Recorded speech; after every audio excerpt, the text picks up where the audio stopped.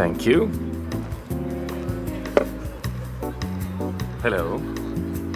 Hello, क्या कल कोई ऑपरेशन है? जी हाँ, आमिर हूँ मैं, आमिर। दमीर खान, मैं आसली हूँ, आसली गोक्सो।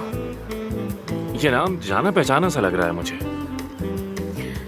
इसीलिए क्योंकि मैंने आपसे 20 से 30 बार इंटरव्यू के लिए राब्ता किया था। अच्छा, वो मशहूर सोशल मीडिया इन्फ्लुएंसर। जी बिल्कुल।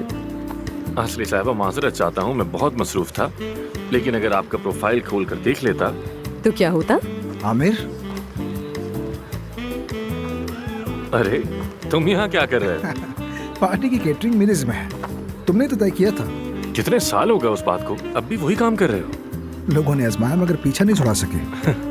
वैसे ये हैं आसली और ये अदी। कैसी हैं आप? मिलकर खुशी हुई। मुझे भी। सुनो,